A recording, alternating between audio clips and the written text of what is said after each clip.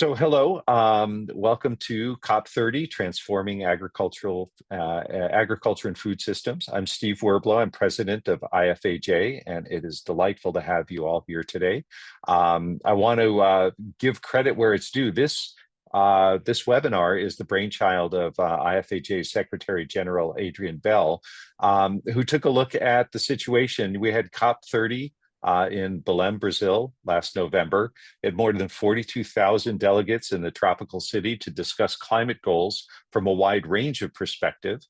This is the 30th Conference of the Parties, COP, under the United Nations Framework Convention on Climate Change. Obviously, agriculture plays important roles in contributing to climate change, but also in dealing with it and addressing it. So today's panel, we've got a great group of participants from IFAJ partners and colleagues around the world. They're going to provide a range of perspectives from agriculture's angles on what they observed at COP30. So who we're going to hear from today, we've got Tara McCarthy, who's Global Vice President of ESG, which is Environment, Social, and Governance at Alltech. Tara brings extensive experience to Alltech from her previous work at Board BIA, which is the Irish Food Board, and Ireland's Seafood Development Agency. So she's got a great supply chain perspective. We've got Todd Rosenstock, who is director of CGIAR's Climate Action. His experience as an environmental science scientist with the World Agroforestry Center in Nairobi and Kinshasa, and principal scientist at the Alliance of Biodiversity and CIAT, informs his current work as CGIAR's cross-center program, which he heads, delivering science that'll help stakeholders around the world act on climate change. We then have Ben Rivoire, sustainability lead at the International Seed Federation. Ben's an agricultural engineer and business leader and worked throughout the supply chain from his roles in global seed production to sharing insights on sustainability in agriculture as a member of key OECD and International Fresh Produce Association committees. And finally, we'll have Petra, Laux, Chief Sustainability Officer of the Syngenta Group. She's based in Basel and brings her background in pharmaceuticals and public health, as well as Syngenta's crop protection business, to her role shaping the global sustainability for Syngenta. And her leadership bridges Syngenta's crop protection business and the global group with a sustainability emphasis. And so I'll give you a little bit of housekeeping. This is really going to be heavy on discussion. So we really want to hear your questions. And to do that, please go to the Q&A tab down at the bottom of your screen. If you don't see it, look in the little more with the 3 dots, and that's where I found mine. So Q&A will allow you to type your question. If you see a question that reflects your interest, you can upvote it. So that'll float to the top and we'll get to it earlier. Please keep your microphone off. I don't think that's going to be a problem in the current format. And if we can't address all your questions, please email Martina at globalmanager@ifaj.org, and we'll work on getting an answer for you. The session's going to be recorded, so you can review it or share it with your colleagues. It'll be on the ifaj.org website under our program's webinars. So it'll be in our string of webinars. And I encourage you to have a look at that there, as well as many of the other webinars. And with that, I'll end the commercial and we will start. I'm going to ask Tara McCarthy from Alltech to give us our opening statements. Thank you so much, Stephen. And it's such a huge honor to be on the call and the webinar with you guys today. And I'm so looking forward to having an opportunity to share, but as importantly, having an opportunity to learn from such an esteemed panel that you pulled together. So huge thanks on that. So let me give you a little bit of background. Alltech, first of all, is an Irish family-owned business headquartered in Kentucky in the United States, involved in every aspect of agriculture, particularly in animal feed, but also in crop science, etc. And I'm giving you this context because it obviously has a layer as to the lens that I'm going to go anywhere with and what I'm looking for. So as a company, we have a vision which is working together for a planet of plenty. And a planet planet of plenty is where you can revitalize local economies, you can have nutrition for all, and you replenish the planet's natural resources. And those are always positioned as and. It's not choices. These are compulsory ands that we must do and have an addition to. But I guess the first two words of our vision are working together.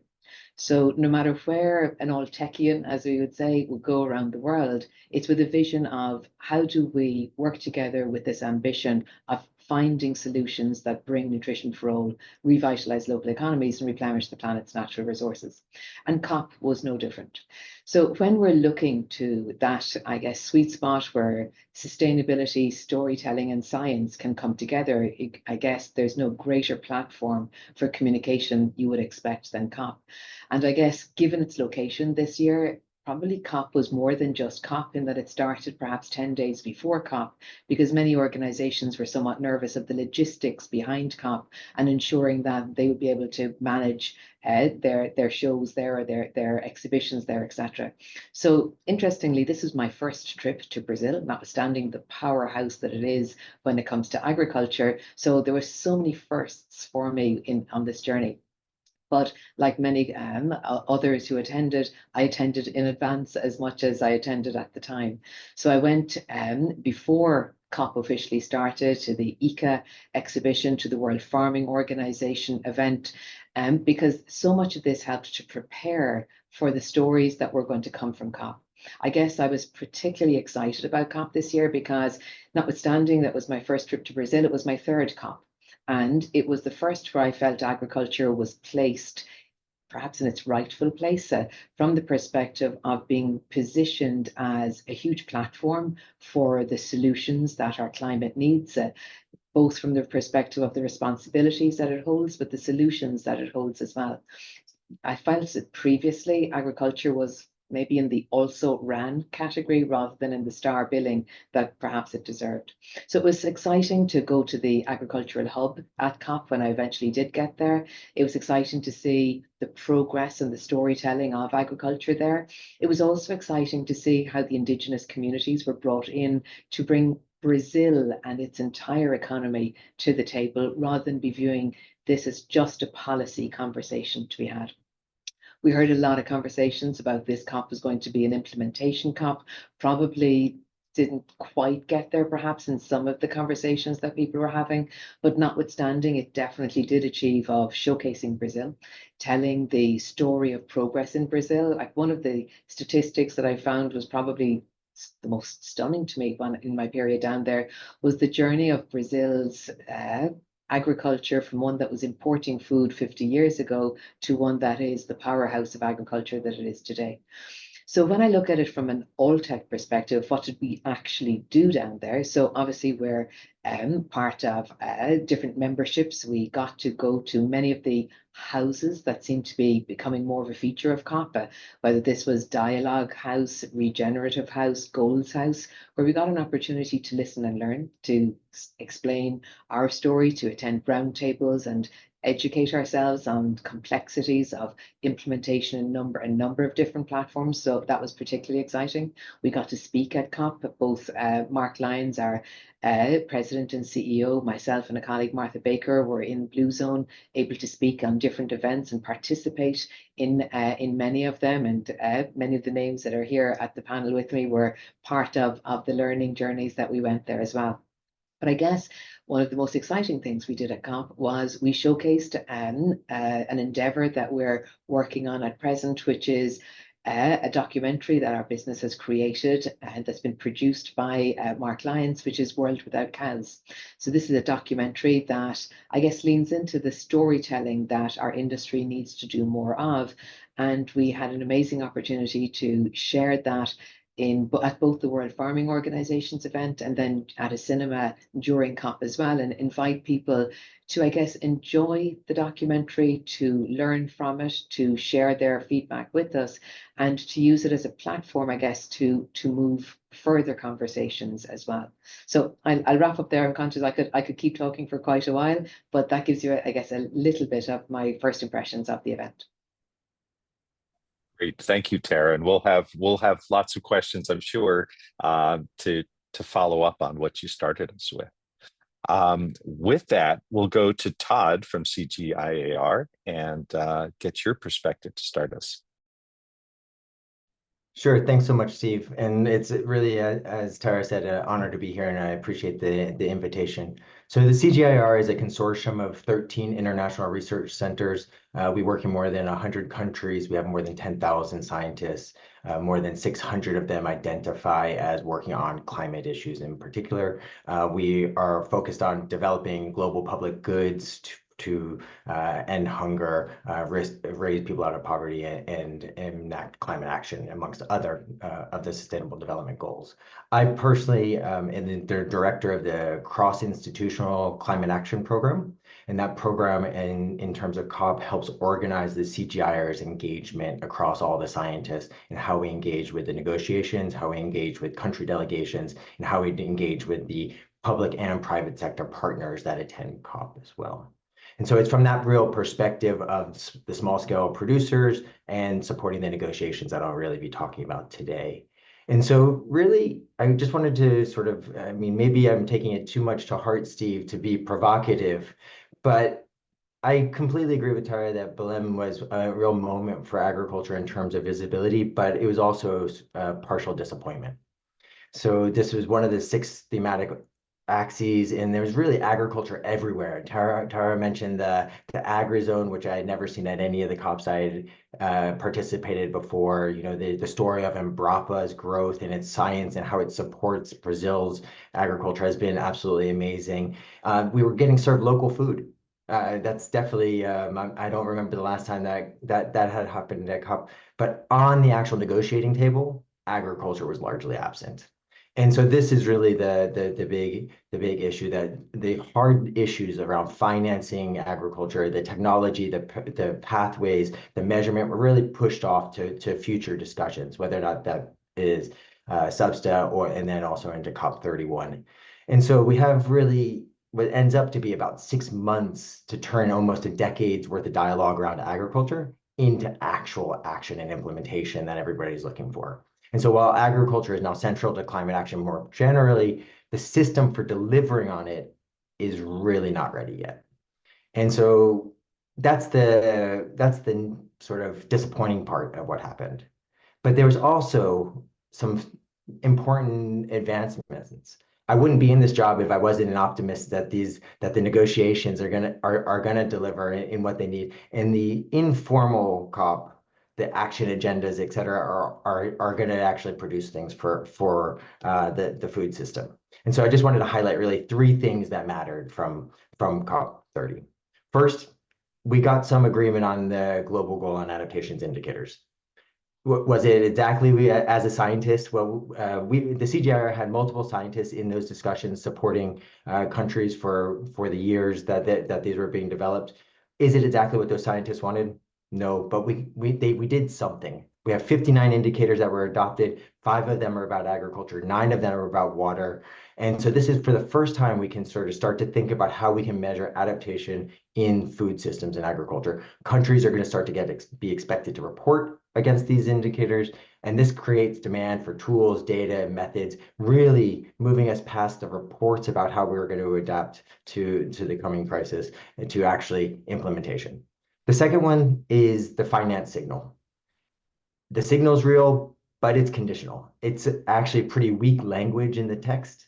It calls for efforts to raise finance, but it's something. There's a commitment to try to triple adaptation finance by 2035.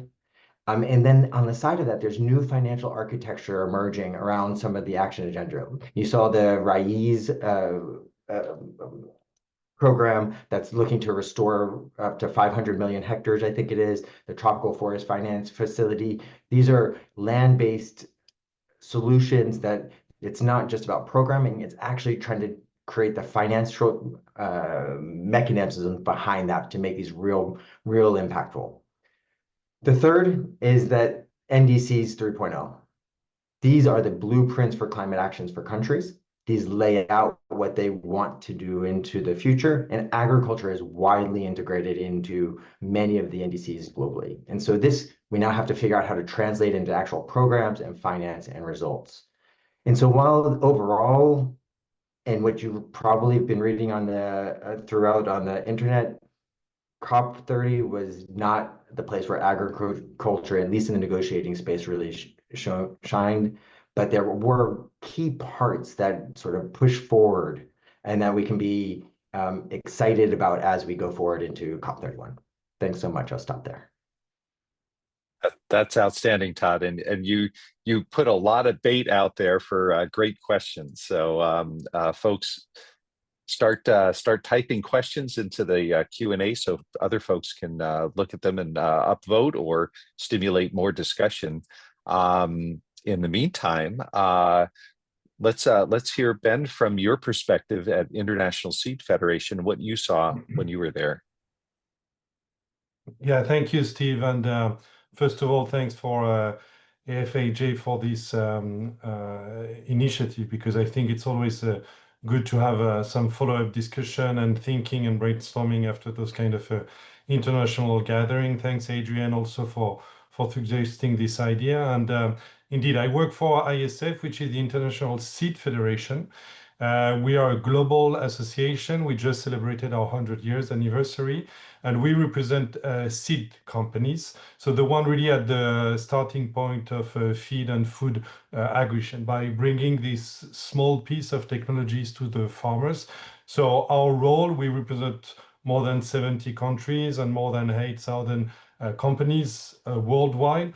And our role is really to facilitate innovation, so trigger innovation for our companies, and especially on the plant breeding side, because it's an evolving world where you need to adapt plant varieties to changing growing conditions and to facilitate movement of seeds trade globally, because no one single country is unique in the way that they work, interdependency with other countries. So you need to have this kind of access to genetic resources, but also access for good quality seeds for farmers.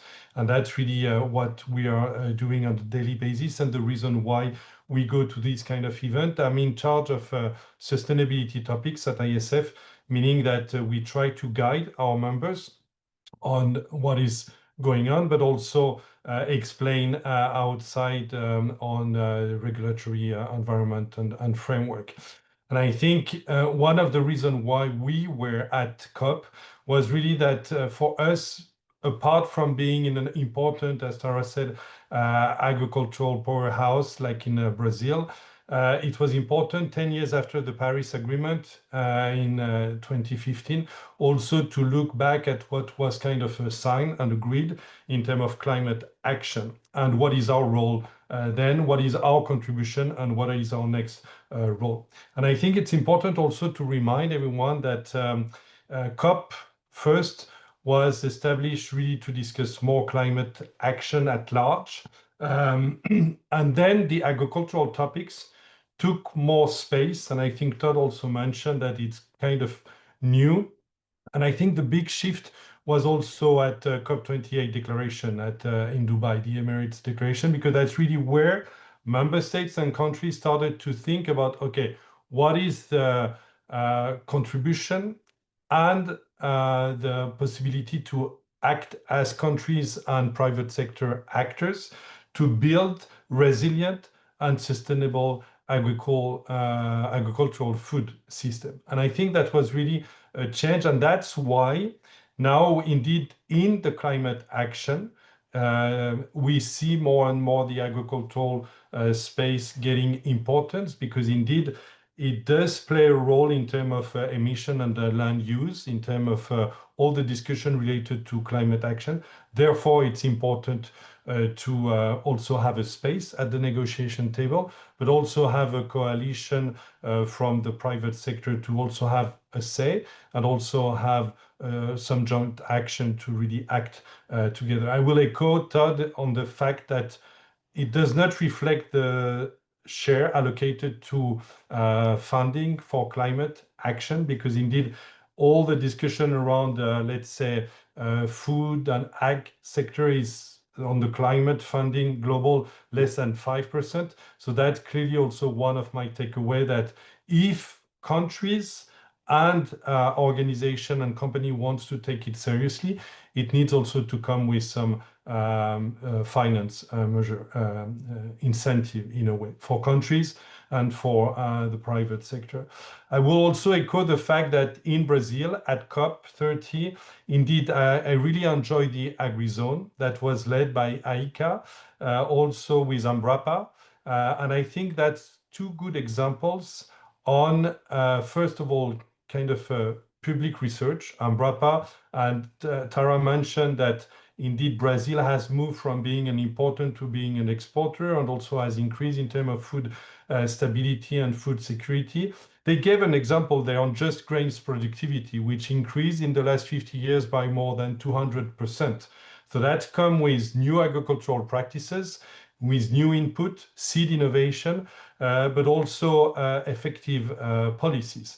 And I think in Brazil, they have also some good learnings on land use, for instance. They have learned, and now they are implementing also some new changes. And for instance, farmers need to also allocate part of their space when producing for agricultural production, but also for reforestation, or at least forest conservation. And I think those beauty of UN gathering, because they are quite often challenged, but one key thing is also to put people together, policymakers, regulators, but also actors, users, including the private sectors together, but also NGOs, to discuss those elements. And I think the NDC's commitment is one of them, but just to agree on effective policies could be one of them. And I think we need to learn from those countries who have put in place some interesting policy that really help to build resilient and sustainable agricultural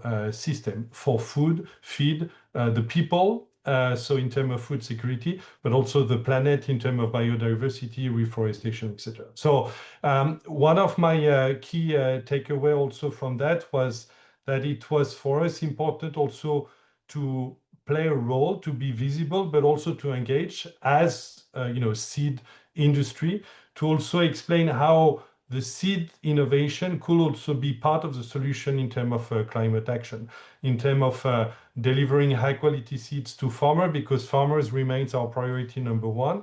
But when it comes to resilient varieties, what they call today smart varieties, or efficient use of land, of water, and also optimization of agricultural inputs, such as fertilizer, or for pest and disease resistance, it's an important one, and seed innovation is really one key element that really serve on that. We also represent the tree seed industry because we go from vegetables to agricultural crops, forage and turf as well, but also trees and shrubs. So therefore, it was a good case where indeed in Brazil, this kind of discussion around forest, and that was not for nothing that it was held in Belém, because there were some important discussion, and I think all these discussion about effective policies around efficient land use is one key element where we also want to be there, to be present, to have our say, and to take action accordingly. Also in our role to explain and convince our members and guide our members on this way. So that will be interesting also to look ahead at the COP31 being held in Turkey with the lead of Australia, because that's also two important countries for, let's say, agricultural production, and that will be also interesting to showcase what is our role, because for me it's really about collective action there. So that's just my kind of a few takeaways from my last COP in Belém. Great, thank you, Ben. And I'm looking forward to getting to dig into some of those observations, learn a little bit more about the things you saw and the perceptions you took away. We have now Dr. Petra Laux from Syngenta. And Petra, can you share your perspectives? Sure. First of all, also thanks for the invite. It's so exciting, to hear also your views here about 3 months nearly, right, after the event. Now, I thought I'd talk about 3 things. First, why is Syngenta actually interested in the climate COPs? Second is, what is the outcome? And third, what we actually would have needed. So in terms of why is Syngenta interested in all of this? So let me explain shortly what the company is and what we do with regards to climate change. So we are the biggest innovator in the agricultural input space. And we did bring 5 areas, recommendations where we engage in changing farming to Brazil. And the first is, of course, the restoration of degraded land, because we need to save the land to avoid for the further deforestation. Big topic in Brazil, of course, with the Amazonas at the footstep here. And we have big projects, one of the really functioning program in Brazil, where we have been restoring already 280,000 hectares of land. The second is, and you mentioned this, Ben, this is about climate adaptation and climate mitigation. So we are breeding climate resilient crops. We are also producing innovation that actually helps farmers adapt to climate change, because food production needs to continue even in the more challenging conditions. And Syngenta AG is the biggest investor still in this field with 1.4 billion R&D annually. Then we're also investing in different new technologies. A lot of this is biologicals, including beneficial microorganisms, plant extracts, and this is a market that will have about 20 billion in 2030. We are helping our farmers scaling precision agriculture to enable application of crop protection only where it's required. And we are promoting regenerative farming practices, including cover crops, minimal tillage, organic matter management. And for this, we have either technologies that help, for example, with crop rotation, but we also have digital tools that help farmers making better decisions on the field. So this is what we actually bring. Now, what happened in Belém? We had the debate, was this good or bad? I think I would say there's 2 lenses on this. The bad thing was really the official negotiations, where there was no conclusion on the agricultural work streams. All the work has been postponed to further discussions in Bonn this summer, so the Sharm el-Sheikh work program didn't lead to any conclusion, and a lot of this was because the delegates were not clear really what good farming is, and it was very much an ideological debate, what we want, rather than an action-oriented debate, what the agriculture needs. Todd already mentioned it, right? At least we have then in the formal negotiations, we have the agricultural indicators for climate adaptation. That's a big step, because this is where we already today also have markets, because farmers are willing to pay for help dealing with extreme weather and droughts and all of the impacts of climate change. Now, the good thing about Brazil COP was that there was, of course, the action plan, which is the action streams that span 3 presidencies. And there was a lot about agriculture and anti-deforestation activities. And this is the debate which was more encouraging and which will be forwarded and continued in Turkey, probably including, like you mentioned it, RAIS, you have a funding mechanism for fighting deforestation. So there was a bit of a gap between the official one and then this action plan that Brazil has being pulled together. And the same you could see then when you were moving between the negotiation rooms and the blue zone, where actually the International Chamber of Commerce put it, when they said, we as industry, we have charged ahead with both the will and the ability to deliver.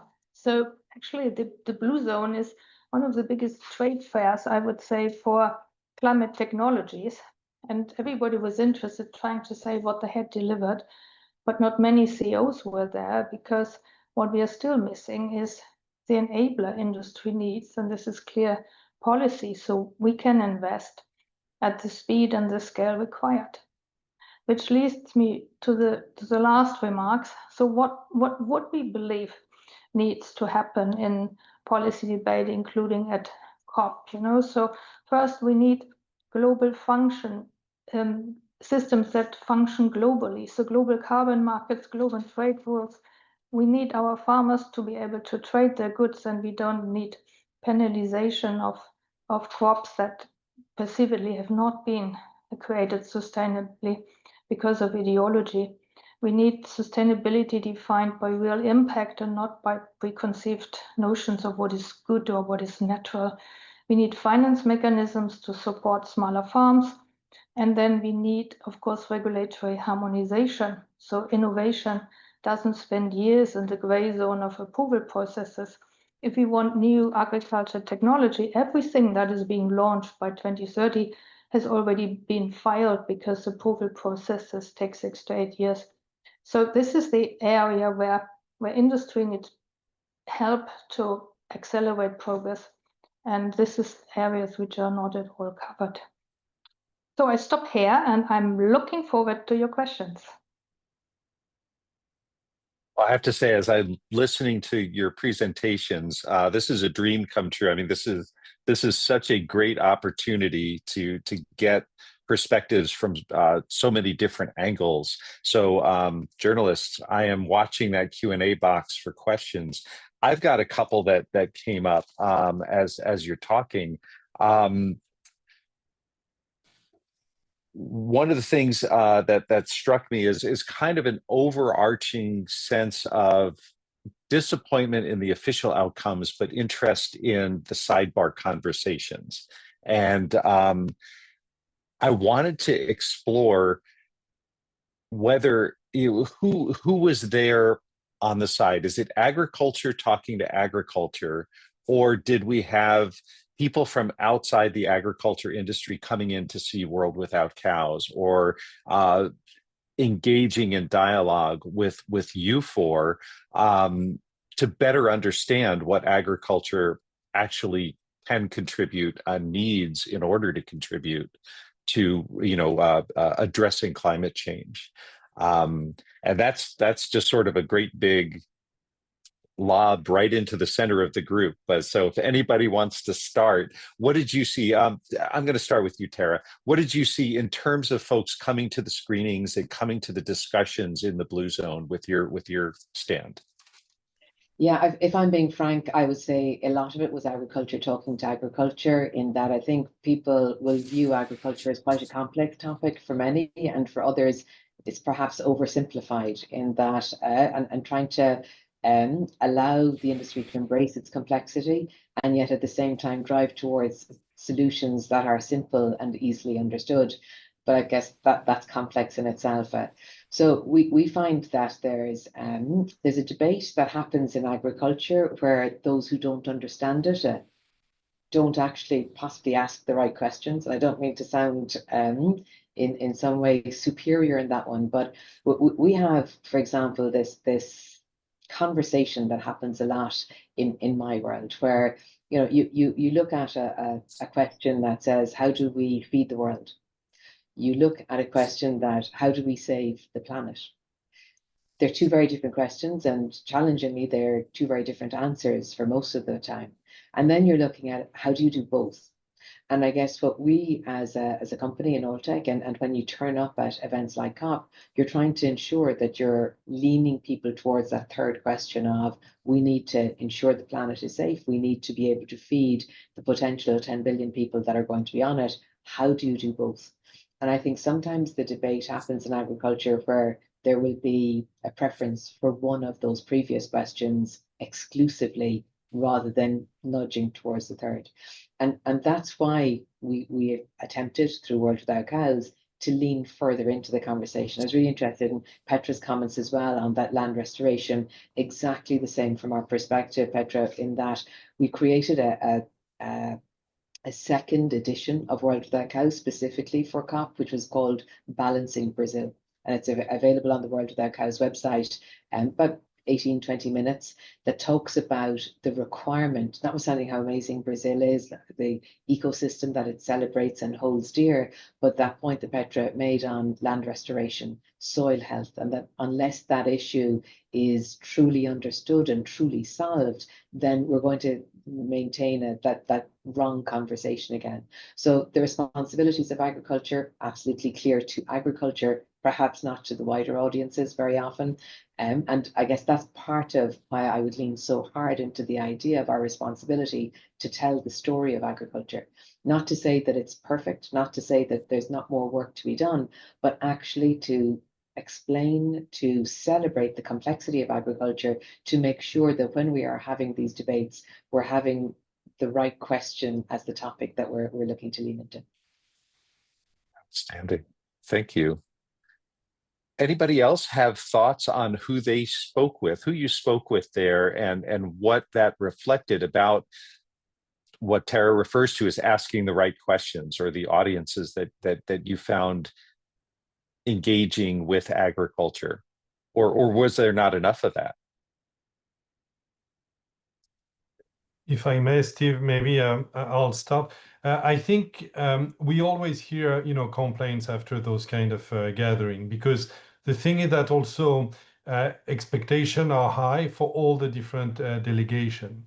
Could be NGOs, could be policymakers, could be private sector. So at the end, it does create, in a way, another frustration, because you never reach kind of full agreement that you're expecting. And that's the role of a negotiation, that you kind of find a middle kind of playing field where, it's not the best, but it's a nice consensus, and it goes further. In terms of agriculture, again, I think it's quite new to have agriculture there.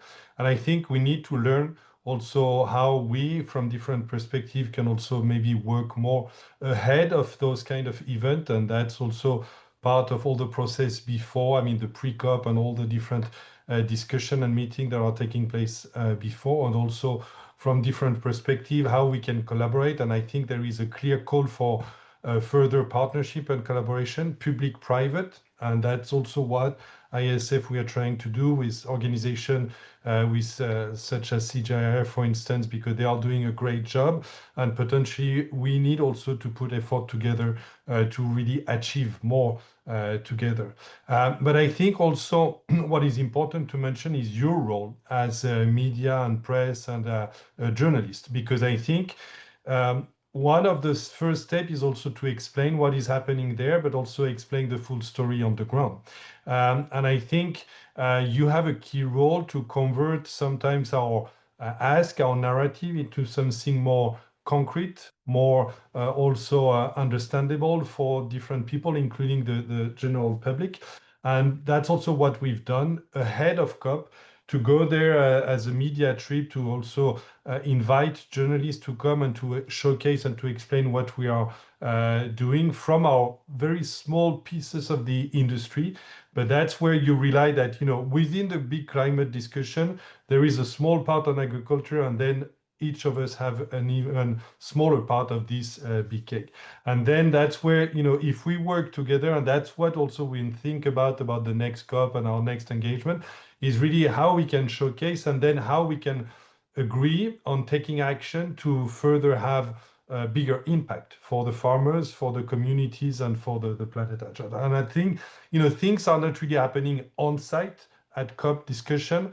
They are taking place ahead. And then COP should be the place where we come to an agreement, but you should not expect to have, a big impact on any of the wording. We were together with Petra, and I know that some discussion were taking place even on the, what should be in brackets and not, and italic or not. So, this kind of thing at the end, when it comes to concrete outcome and deliverables, it's far away. So, but then if we set the path to agree together on something more concrete, that will, in my opinion, have a bigger impact. But it's a long-term process, so we also have to agree on that. We're talking climate. So climate, it won't change by next year. And I think the fact that now, indeed, as Todd mentioned, They are putting in place some indicators, also including the ag sector, both on the policy side, but potentially also on the private sector side and public research institute side. That also is sort of a commitment, because as long as you need to start reporting on some element, that could have a bigger impact at the end of the journey. Petra, Todd, do you have any perspective you want to share on the audience and whether agriculture is engaging with you at COP or as a result of it? Petra, would you like to go first? Yeah, I think maybe two observations. One is you said agriculture was talking to agriculture in the broadest context, right? I would say food system. So, and then for the food system, you have the industry, you have a relevant number of farmers there, which was really good because they give the impression from the ground, you know. And then I still remember someone saying, I can't be green if my bank account is red. So that was really good to see the practitioners there.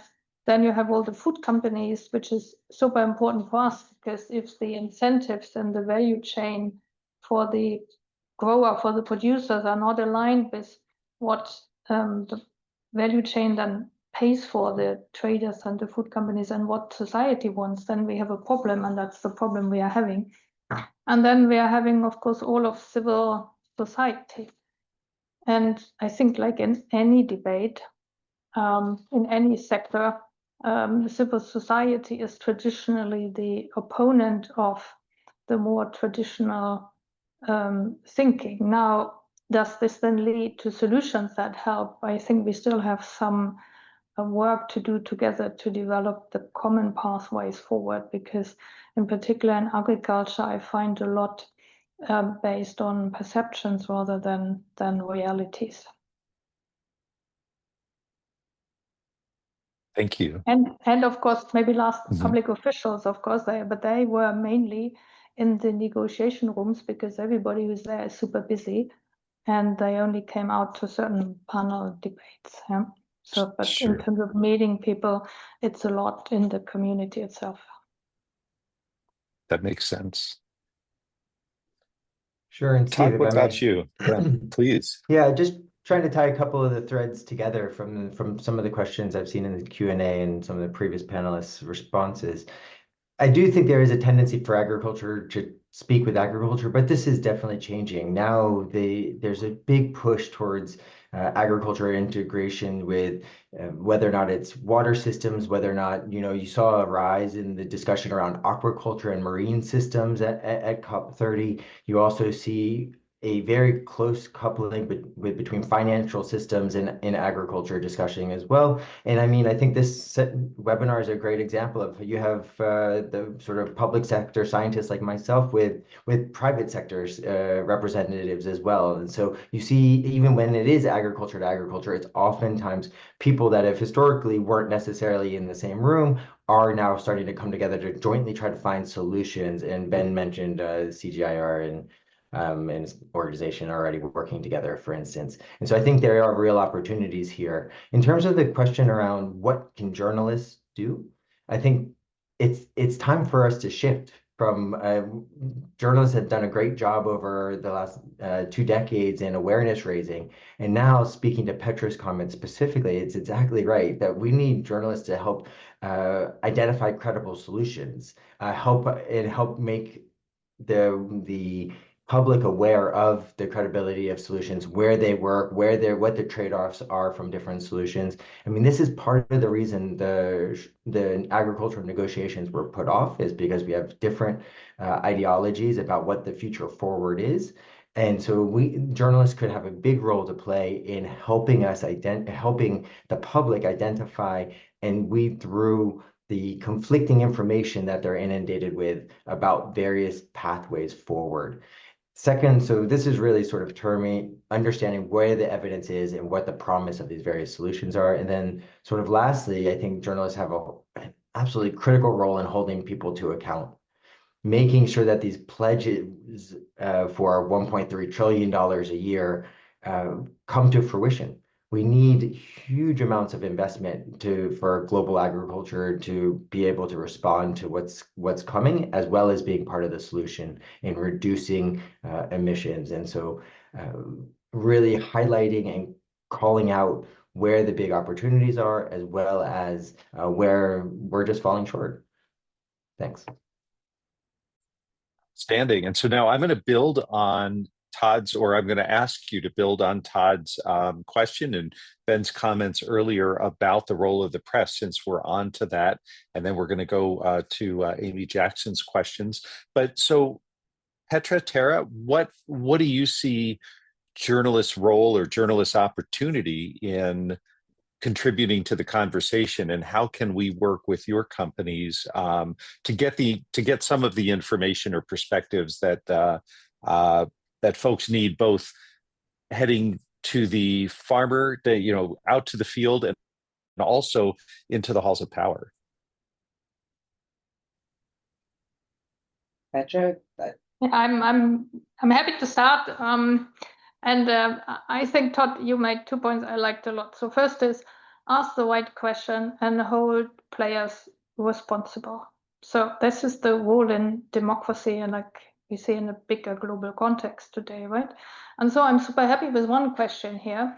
We know the deleterious effects of chemicals on agriculture, horticultural crops. Why are we still using them? That's exactly the question you should be asking, because only if you ask it, I can give an answer, rather than assuming, and the answer on this question, for example, would be, well, we are using less and less chemicals over the year, and we try to improve them and having lower impact besides their intended effects they should have, and they are all tested, and we train the farmers to use them correctly. So there's a huge effort across the whole industry to make sure that we have higher yields, because that's why they are being used. They don't have deleterious effects on the crops, but they have effects on the pests and the diseases around. And so we put a lot of research into making our products more targeted and not addressing or improving the soil microbiome and all of this.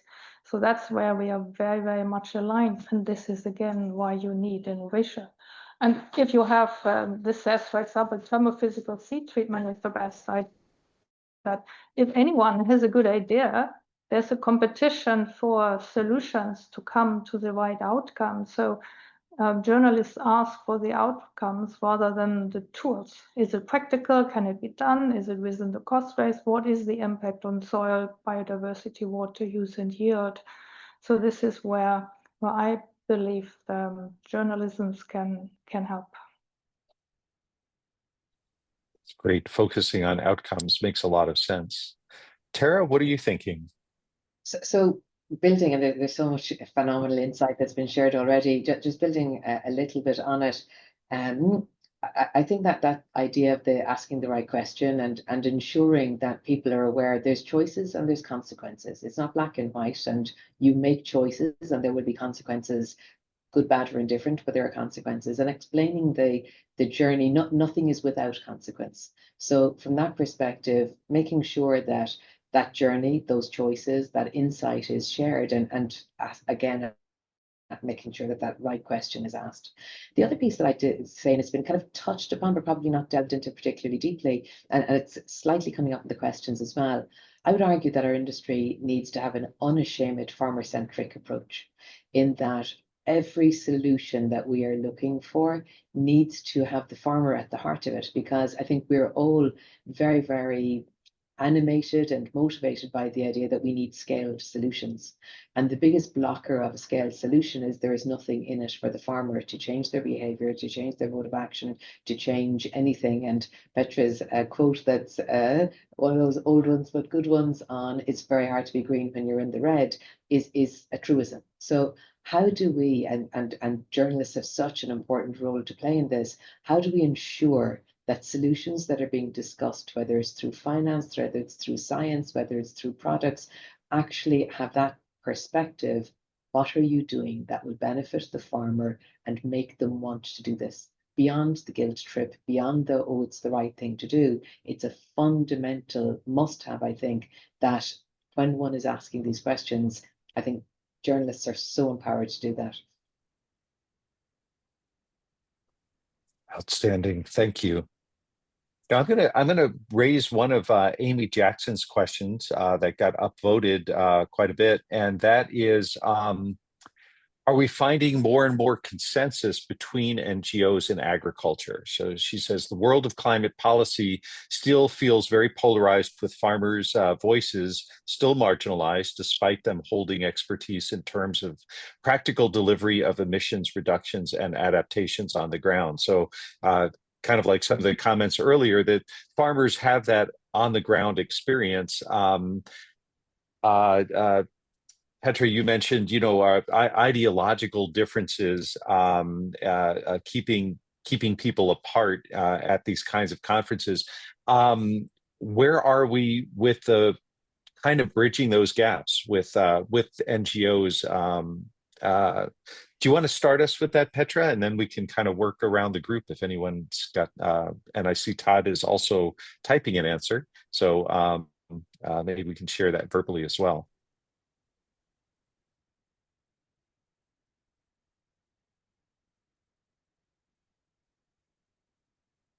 Petra, you're on mute, Petra.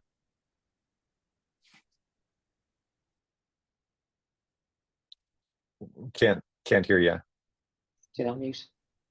Yep, still on mute. Up, there you go. Wow. Can you hear me? Okay.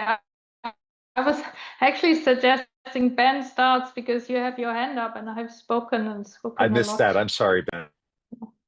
Yeah. No problem. And I think, Petra, you can also add on this one. But just to add on your point, and also replying to Amy on the chat, because back to Tara's point, there is an important element about also how policies are influencing also the consumption habits for people. And I think what you raised about the efficient use of chemicals is also linked to innovation. And indeed, all the different elements related to seed-related innovation or seed-applied technology that use less pesticide, for instance, more localized, or even naturally more resistant or less susceptible varieties is a way also to address disease outbreaks. Because you cannot imagine plant breeders are working, spending days, hours, and millions on all those new diseases that change in terms of new diseases, new strains on all crops, all years. So you really need to keep this kind of innovation pipeline, innovation stream, both from the public and the private sector, to really address those elements about bringing more resilient varieties to the market.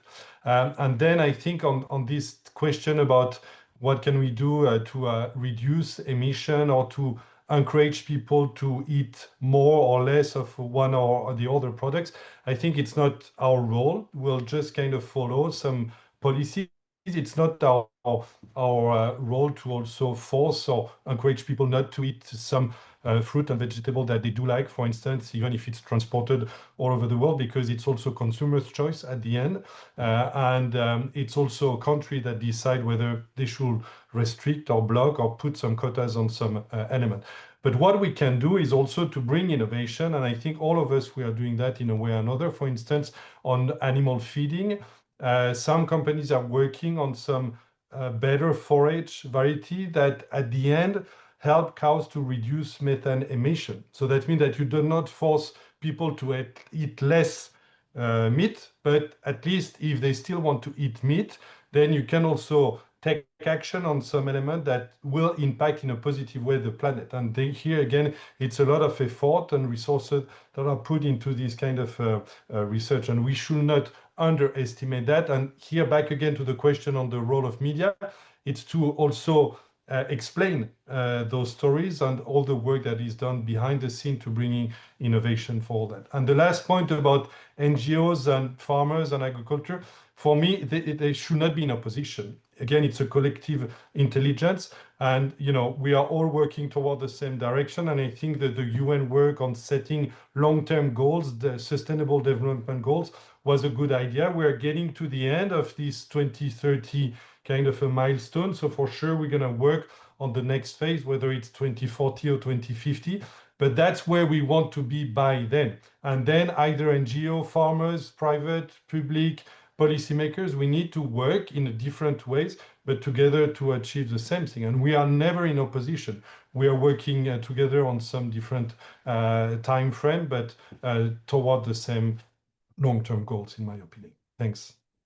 Great, thank you. And I'm sorry for missing your hand. And speaking of hands, I see Tara's finger waving. So let's go to you.